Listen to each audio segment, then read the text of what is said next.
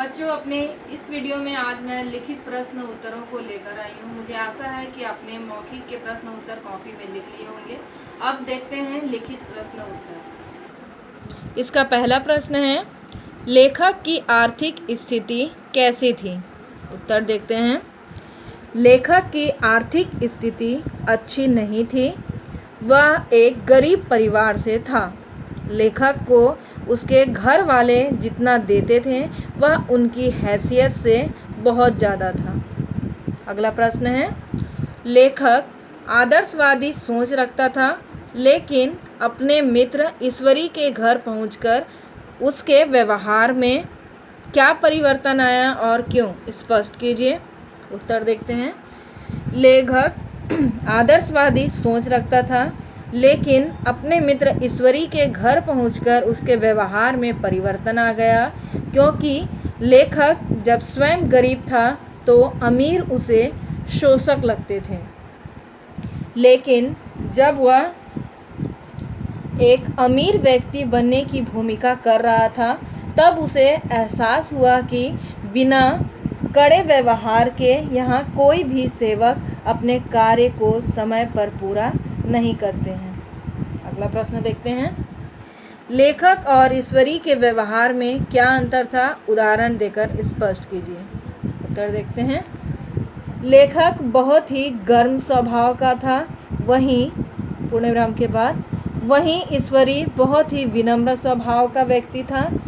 उदाहरण के लिए, जब भी दोनों के बीच वाद विवाद होती, लेखक अक्सर तेज हो जाता तथा लगने वाली बात कह जाता। लगने वाली मतलब बुरा लगने वाला बात से है। वहीं ईश्वरी का व्यवहार अपने दोस्तों के साथ सौहार्द अथवा नम्रता से भरा होता। अगला प्रश्न देखते हैं।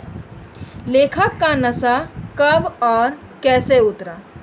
उत्तर होगा, लेखक जब अपने दोस्त के घर से वापस लौट रहा था तभी ट्रेन में लेखक ने एक व्यक्ति पर क्रोध दिखाकर उसकी पिटाई कर दी, लेकिन वहाँ मौजूद सारे लोगों ने उसके व्यवहार को अच्छा नहीं बताया। यहाँ तक कि ईश्वरी ने भी उसके इस व्यवहार के लिए उसे डांटा। उसी समय लेखक का घमंड से भरा नशा धीरे धीरे उतरने लगा। अगला प्रश्न देखते हैं। कहानी के शीर्षक की सार्थकता स्पष्ट कीजिए।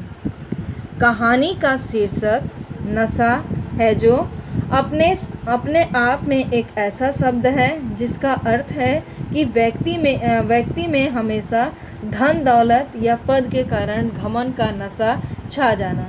लेकिन हमारे सामने कई ऐसे उदाहरण आ जाते हैं जिनमें कहीं ना कहीं हमारे व्यवहार में बदलाव आने लगता है तथा हमारे घमंड का नशा उतरने लगता है। इस तरह यह कहानी का शीर्षक अपने आप में सार्थक है। अगला प्रश्न देखते हैं।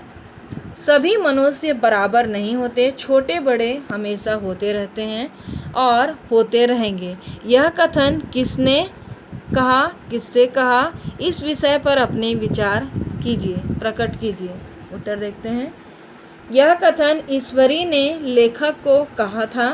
जब भी लेखक और ईश्वरी का आपस में वाद विवाद होता था तब लेखक कई बार ईश्वरी को चुभने वाली बात कह जाता है।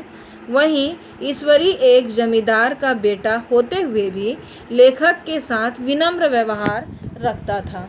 जब ईश्वरी ने यह बात कही कि सभी बराबर नहीं होते, छोटे बड़े हमेशा होते रहते हैं और होते रहेंगे, इस बात को कहकर वह बहस को विराम देने में ही अपनी समझदारी समझा।